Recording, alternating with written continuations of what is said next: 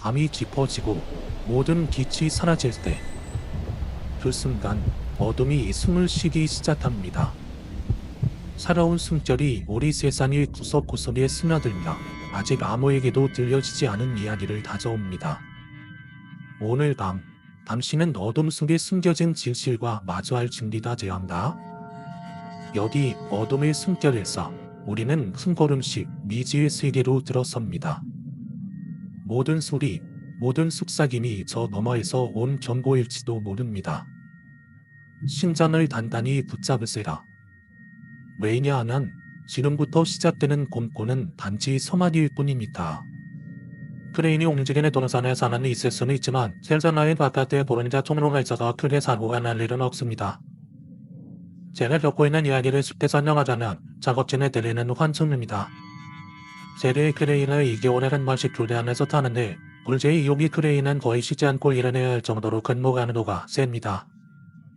그래서 야간 영어를 할 경우에는 2시간 정도를 쉬게 계량을 주죠.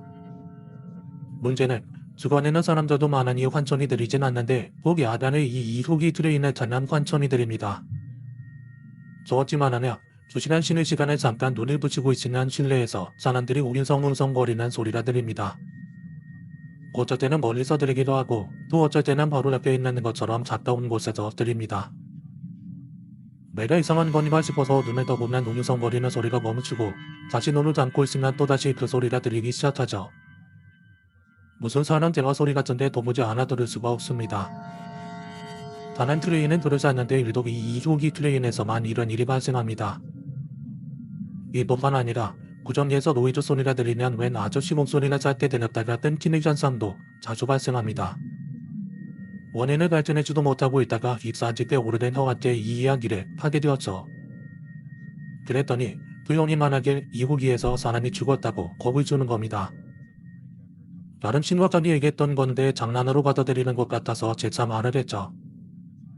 그랬더니 그 형은 장난이 아니라 정말로 2호기에서 사람이 죽었다고 말하더군요. 그리고 자세한 이야기를 들려줬습니다. 저는 그 이유는 몰랐지만 원래 2호기 트레인 조종실이 앞뒤로 움직일 수 있었다고 합니다. 쉽게 말해 자동차가 앞뒤로 가듯이 코일의 위치를 정확히 확인하는 용도로 크레인 조종실을 앞뒤로 움직일 수 있었던 거죠. 하지만 제가 조종할 때는 뒤로 갈 수 없게 조종실이 고정되어 있었거든요. 다음 근무자로 교대를 할 시간에 전 근무자로 놀린다고 몰래 뒤쪽으로 올라갔답니다.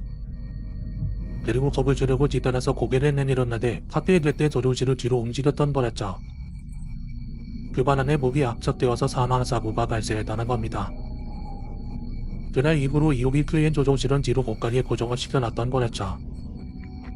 다행히 발신발리하고 이야기를 듣고 있는데 매달 1회 잔전 교육을 받는 날이 있었습니다. 전기, 가스, 기기 럭사 들기였는데 그때 예시로 나오는 게 형이 말했던 사고였습니다. 정말 2호기에서 그 사고가 있었고 과거 사례로 그 아저씨 이야기가 나왔습니다. 그걸 보고 있으니 갑자기 소름이 돋으면서 제가 들었던 환청 생각이 나서 덜컥 겁이 나더군요. 저는 그닥 귀신을 믿는 사람도 아니지만 다른 사람들도 그 소리를 들었다고 하니 더 무서워졌습니다. 가끔 가다가 서른들끼리 다같이 있을 때도 그 소리가 들릴 때가 있습니다. 다같이 있을 때는 또 그 아저씨 왔다고 노소리를 떠는데 혼자 있을 때 들리면 그렇게 무서울 수가 없습니다. 지금도 겪고 있는 일이지만 과학적인 증명으로 알아낼 수 없는 현상이라 야간 근무가 항상 무섭습니다. 이런 무서운 실험도 있지만 제철소와 관련해서는 괴담들이 생각보다 많습니다. 조선소나 제철소에서는 사고가 한 번 발생하면 인명 피해가 나오기 때문에 더 그런 곳일 텐데요. 예전에 용도항로에 사람이 빠져 죽었는데 자네이 시체를 찾을 수 없었고 그 자재가 쓰인 다리에 직원들이 고침 막았던 사건도 있었죠. 오늘 이야기는 무섭긴 하지만 한편으로만 참으로 안타깝고 슬픈 이야기입니다. 안녕하세요. 저는 공포학과에 입학한 지 약 5개월 정도 지난 새내기입니다. 제가 군 복무로 났던 당시 겪었던 기이한 일이 생각나 이렇게 제보를 보냅니다. 현역 그리고 예비역 남성분들이 각자 복무하던 부대에서 이런 말을 들어보신 분은 계신지 모르겠지만 제가 복무하던 부대에서는 이런 말이 있었습니다. 군대에서 사용하는 무전기 채널이랑 거기서 사용한 전파 신호는 사라지지 않고 떠돈다.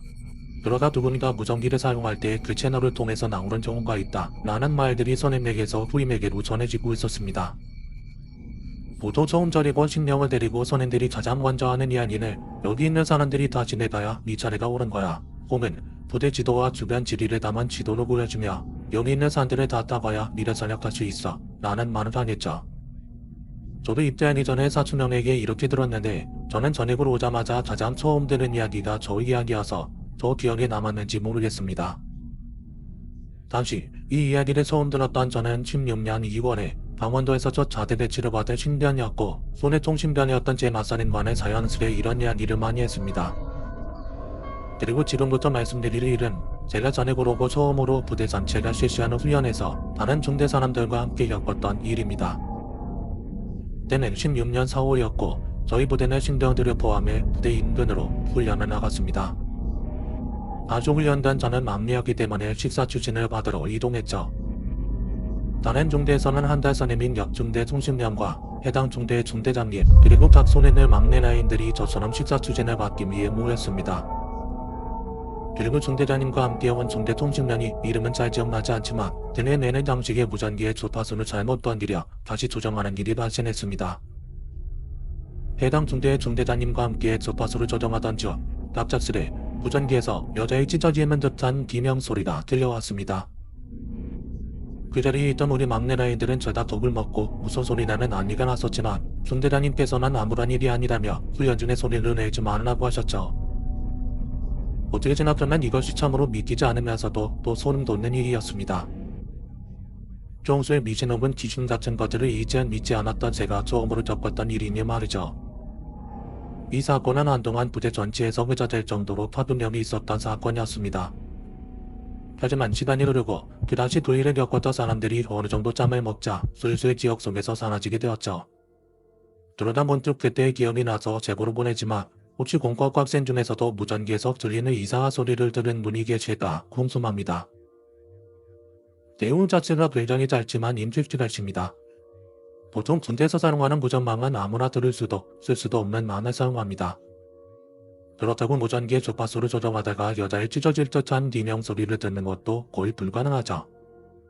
저도 통신을 사용하던 보직이었는데 1년 반 정도로 사용했음에도 이런 이야기가 처음입니다. 전파가 더 갈리다가 누군가 잡을 수 있다는 말도 들어본 적은 없구나.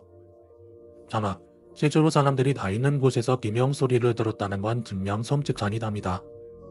혹시 이와 관련한 내용을 아시는 분이 계시다면 댓글을 남겨주세요. 저도 궁금하고 실제로 이런 게 가능할지 알고 싶습니다.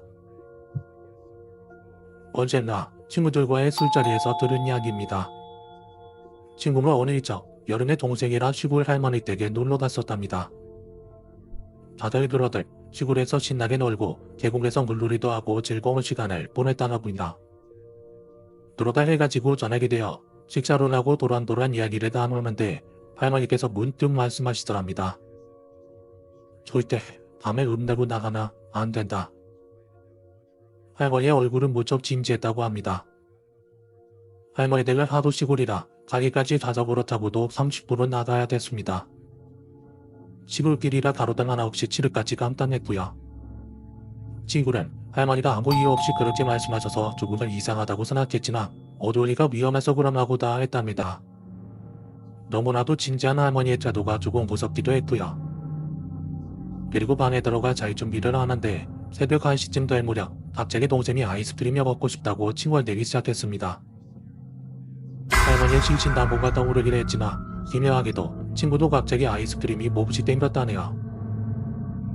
그래서 결국 친구와 동생과 각각 자전거를 타고 우민나로 나가 아이스크림을 사 먹었다고 합니다. 다시 집에 돌아오려고 자전거를 타고 돌아오는 길이었습니다. 다시 유행하던 포켓몬 이야기를 하며 악서권이 지서권이 하나서 시골길에 달리고 있었죠. 그러네 갑자기 동생이 이런 말을 하더랍니다. 형, 저기로 가면 지름길이야. 동생이 가리킨 쪽을 보니 어두컴컴해서 잘 보이지가 않았습니다. 왠지 그쪽으로만 가고 싶지 않았다고 합니다. 야, 그냥 왔던 데로 돌아가자. 그렇게 말하고 앞으로 나아가는데 들리는 줄만 알았던 동생이 앞에서 자전거를 타고 달려가고 있더랍니다. 그 순간 등골이 오싹해졌죠. 그럼 지금 도대체 내 뒤에서 말을 걸 사람은 누구지? 순간 할머니가 엄포로 놓던 게 떠오르더랍니다. 친구는 신의 땅을 줄줄을 이며 죽어라 자전거 빼내려가봐 집까지 돌아왔습니다. 겁에 질린 친구는 동생 손목을 잡아 끌고 방으로 들어가 이불을 뒤집어 쓰고 잠을 잤죠. 다음날 할머니께는 밤새 읍내 나갔던 것을 비밀로 하고 아침을 먹은 뒤 집에 돌아가려고 버스를 탔습니다. 친구는 전날 알 수 없는 목소리라 지름길이라고 말했던 길이 도대체 무슨 길이었을까 궁금했다고 합니다. 버스 좌석에 앉아 주변을 주의 깊게 바라보고 있었죠. 그러다 마침내 지름길이라던 그곳에 다다르게 되었고 제대로 아야 셋에 갈 수밖에 없었죠. 그곳은 천길 낭떠러졌습니다. 만약 그때 뒤에서 들려오던 목소리에 믿고 지름길이라고 했던 방향으로 틀었더라면 친구는 아직까지도 시골에 내려갈 때면 그 일을 잊을 수가 없노라며 소설하칩니다. 조선시대 인물 중 이기라는 인물이 있습니다. 젊은 시절 미진난란이 일어나자 젊은 광해군을 복귀하며 미짐을 안정시키고 힘이 덕며 이성룡 같은 인물들을 도왔다는 업적을 남긴 인물입니다. 그러나 자신이 보필하던 광해군이 재미한 후 태조 옥사에 연관되어 탄핵을 받아 유배를 가게 되었고 이 때문에 광해군을 지지하는 마음을 버리게 되죠. 그가 60살이 되던 해에 임종환전에 참여하면서 자신이 가진 호란이를 담는 특수부대인 속고갑사를 이용해서 광해군을 몰아내는 데 큰 역할을 한 인물이기도 합니다.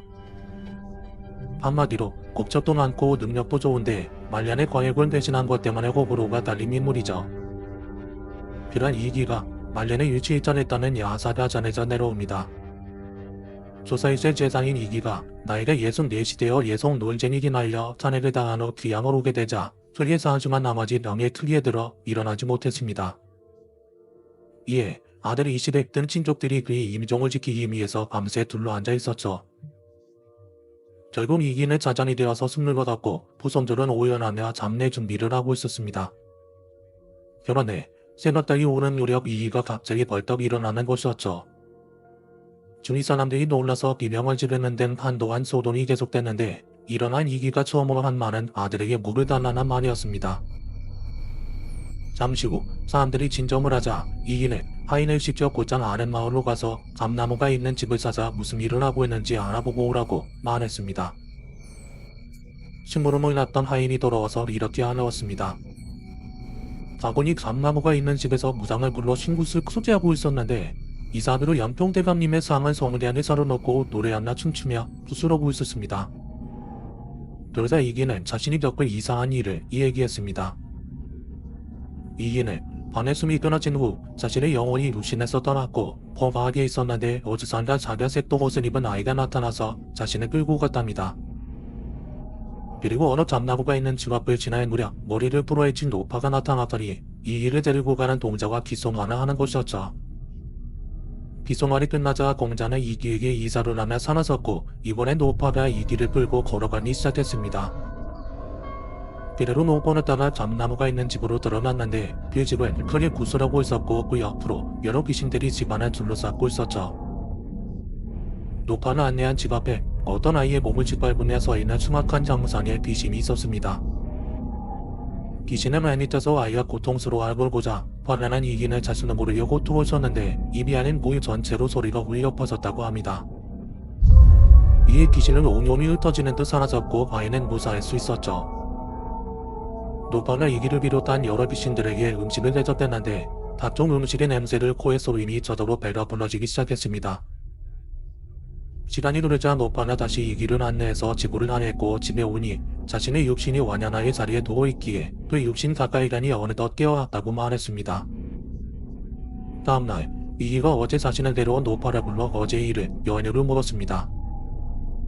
노파가 말하기에 자신은 사실은 못한이며 어제 아이를 해치려던 악기를 상대한 의미에서 여러 신을 불렀으나 상대가 되지 않았고 마침 잔영도련이 제산인을 데려가는 걸 알게 되어 사정을 부탁해 아이를 구했다고 말했습니다. 아무리 강한 악기라도 덕에 미치지 못하니 명란님의 영이 완전히 기억을 잃기 전에 덕을 비어 악기를 물리친 것이었죠. 그리고 노파는 이 공로로 인해서 명란님은 더 사실 수 있을 겁니다. 라는 말을 남겼습니다. 그리고 실제로 이기는 그 후 10년 정도를 더 살았다고 전해집니다. 자신이 죽고 나서 저승으로 가던 길에 무당을 도왔고 이 때문에 공로를 인정받아 10년을 더 살 수 있었다는 이야기입니다. 영혼이 저승으로 가고 있었지만 다시는 살아날 수 있었다는 내용이죠. 조사 이슈에는 특히나 저승으로 가는 길은 노사하는 기록들이 많습니다. 단순히 야사일 수도 있지만 그에 대한 믿음이 여실히 드러나는 대목이죠. 과학문명이 발달한 현대에도 여전히 인간에게 영혼이 있다고 믿는 사람들이 대부분입니다. 이과생이 마지막이 아닐 것이라는 믿음이 반영된 것으로 보이고 이 때문에 더욱이 영혼과 관련한 이야기들이 많이 나오는 곳이 아니있다 싶니다. 우리 저가이머리 집에 놀러 갔다가 집 밖에서 귀신을 봤습니다. 자다가 일어났는데 불 꺼진 거실에서 귀신을 목격했습니다. 이런 이야기들은 이미 공포학과 채널에서도 많이 보셨을 귀신 목격단입니다. 그리고 대부분의 사람들은 살면서 헛것 혹은 귀신무리한 건 보게 됩니다. 저도 30년이 넘는 이상을 살면서 저학교 2학년 때 귀신을 본 적이 있습니다.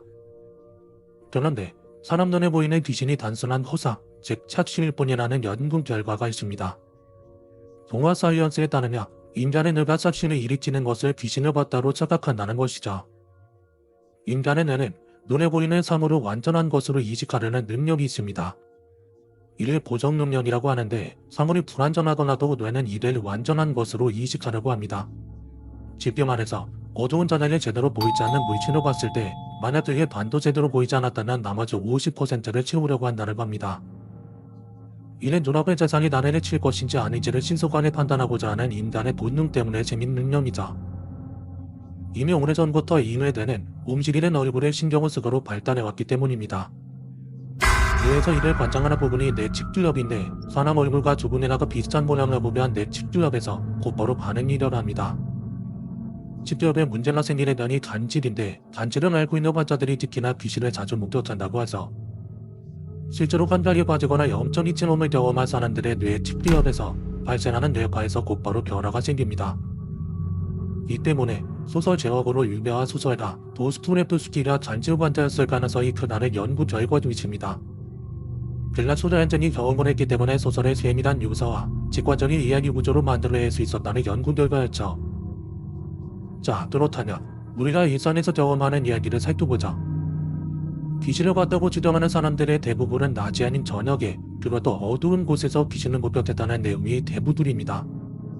예를 들어 치무조가 흉관에 갔을 때 주변에 불빛 하나 없는 곳에서 프레시 빛의 의존에 앞을 나아갈 겁니다. 도로에 비추는 부분에는 새까맣거나 약간의 프레시 불빛으로 인해 흐릿하게 보이겠죠. 교수니까 사람의 뇌는 어두컴컴한 부분에 뭔가 있는 것처럼 상황을 재구성합니다. 여기서 중요한 것은 이미 공포에 질린 사람일수록 재구성화 상황이 무서워질 가능성이 크다는 거죠. 공포심을 갖고 있을 때 거칠하게 보이지 않는 곳에 귀신의 전형적인 모습이 그려진다는 겁니다.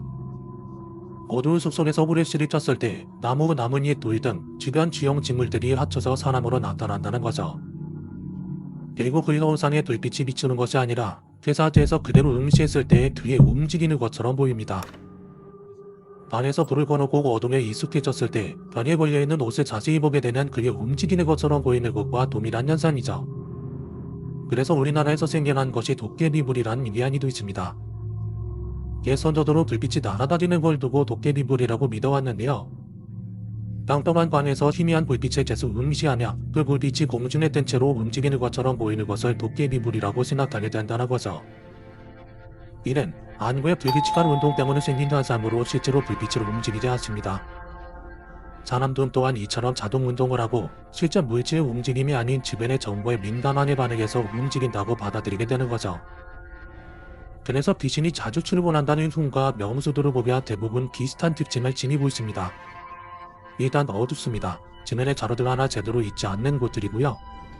또 공간이 좁고 자기장의 변화가 심한 곳들이 많습니다. 자기장의 변화가 뇌에 전기적 작용을 가하고 이 때문에 뇌가 상으로 제대로 이식하지 못하게 된다는 거죠. 결론은 사람이 귀신을 봤다는 건 뇌의 잘못된 이식으로 발생된 착신의 가능성이 높다는 게 연구 결과의 고의제입니다. 그렇다면 정말로 귀신이 없다고 이야기할 수 있을까요? 당연히 아닙니다. 분명 착각을 할 수 있지만 시각적으로 보는 것 외에도 그리고 느껴지고 직접 경험하는 것은 과학적으로 증명하지 못했기 때문이죠. 만년이 사람에게 비닐이라 해를 나거나 소리를 내는 등 복잡한 이야기들을 설명하기에는 아직 부족한 부분들이 많습니다. 개인적으로는 들리거나 무서워 느껴지는 것 또한 공포심으로 인한 사람의 착각이 아닐까 싶은 생각도 있지만 이를 증명할 길은 미련하죠. 물론 우리 입장은 다릅니다. 우리 공포학과는 무서운 이야기가 재밌고 사실 역부를 따라 상상과 공포심을 즐기는 사람들이기 때문에 귀신이 있다 없다는 사실은 그리 중요한 요소는 아닙니다. 다만 이런 이야기들도 알고 있으면 보다 풍성하게 공포를 즐길 수 있겠죠. 안녕하세요. 공포학과 강의를 꾸준히 수강 중인 로스쿨쌤입니다. 기말고사 기간이어서 한동안 공포학과 강의를 못 듣다가 최근 며칠치를 하루 동안 다 들었는데요. 듣다 보니 가리 눌림 파일법에 대한 경험담과 평생 처음으로 그건 귀신이었다 라고 생각된 경험담 하나를 보내봅니다. 제가 처음 강의에 눌렸던 건 대학교 1학년 1학기 때였습니다. 그날은 금요일이었고 학과 행사 때문에 녹초가 된 채로 밤에 집에 돌아왔었죠. 마침 가족들은 모두 시골에 간 날이어서 저 혼자 거실에 누워서 TV를 켜놓고 이리저리 채널을 돌리고 있었습니다. 넷플릭스가 있던 때가 아니었기 때문에 결국 볼만한 게 없어서 TV를 끄고 소파에 누워 그대로 잠들었습니다. 그렇게 얼마쯤 잠들었을까 갑자기 온몸이 얼어붙더라고요. 제가 그전에 강의에 눌려본 적이 한 번도 없어서 더 안쓰러웠지만 이래 이게 감이구나 싶었습니다. 그런데 정말 이상한 건 억지로 눈을 계속 감으려고 했는데 마치 누군가가 눈꺼풀을 올리는 것처럼 눈이 떠졌다는 겁니다. 그렇게 강제로 눈을 뜨게 되었는데 어두컴컴한 거실 외에는 아무것도 없었어요. 그래서 뭐지? 하는 심정으로 두려워하고 있었는데 갑자기 조명 스위치 켜지는 딸깍 소리와 함께 거실 불이 켜졌습니다. 그리고를 켜졌다 꺼졌다를 수시대 빠른 템포로 반복하는 겁니다. 저는 너무 두려워 숨을 멎을 것만 같았죠. 그래도 그럴게 거실 조명 스위치는 소파에 누워있는 제 발끝 위치에 설치되어 있었는데 거기서 계속 딸깍딸깍 소리가 나면서 거실 불이 꺼졌다 켜졌다를 반복하는 겁니다. 그러길 얼마나 지났을까. 어느 순간 이들이 거실 불이 꺼진 채로 가만히 있더군요. 그리고 이번에는 TV가 껐다 켜졌다를 반복하기 시작했습니다. 처음에는 TV에 켜짐의 소리가 나면서 화면이 보이다가 이내 거실 불처럼 꺼졌다 켜졌다 반복하기 시작했죠. 저는 계속 겁이 질려 있기보다 뭐라도 해야 되겠다 싶어서 마음속으로라도 주기도문을 외우려고 했습니다. 그런데 주기도문의 첫 부분인 하늘에 계신 우리 아버지여 다음 구절이 생각이 안 나는 겁니다. 늘 교회에서 주일 예배를 드릴 때마다 하던 거였는데 그 다음 구절이 기억이 안 났습니다. 결국 하늘에 계신 우리 아버지여만 수차례 반복하고 있었는데 갑자기 발이 놓인 위치에서 웃음소리가 들리는 겁니다. 그때는 정말 온몸이 얼어붙는 것만 같았습니다. 그리고 그 목소리는 기괴한 웃음소리를 내더니 미래 속사포처럼 빠르게 말을 했고 내용은 알아들을 수 없었지만 왠지 모르게 본능적으로 알 수 있었습니다. 저는 주기도문을 거꾸로 역재생하고 있더군요. 그러다가 마지막에 그 목소리다 니네 아빠를 반복했습니다. 저는 있는 힘껏 눈알을 굴려서 소리가 나는 발 쪽을 보았습니다. 그리고 발 쪽에는 사람이 항상 세 명이 종로에게 앉아서 뭐라고 말을 하고 있었고 그중 한 명은 저를 놀리는 표정으로 계속해서 니네 아빠를 말하고 있었습니다. 그리고 잠에서 풀려났죠. 바르게 풀리면 꿈에서 깬 것과 다름없어서 다시 정상적인 상황으로 돌아왔는데 저 역시도 자리가 풀렸구나 하면서 다시 눈을 감았습니다. 자리 때문에 잔뜩 긴장한 탓일까 자리 풀렸네 하고 눈을 감자마자 잠들었습니다. 그런데 밤이가 이어지는 겁니다. 다시 눈을 뜨니 반 안에 세 명이 모여 앉아 두런두런 이야기하고 있었고 한 명은 니네 아빠 저 새끼 아무것도 못해 하고 있던 거죠. 저는 순간 너무나도 화가 났습니다. 다른 것보다 제 신앙에 놀림감이 된다는 생각에 몹시 화가 났습니다. 변호사 신기한에도 가위가 자랑몽처럼 바뀐 건지 몸을 움직일 수 있게 되더군요. 꿈에서 저는 자리에서 일어나 반 안에 둥글게 모여 앉아있는 세 명을 흠씬 두들겨 패기 시작했습니다.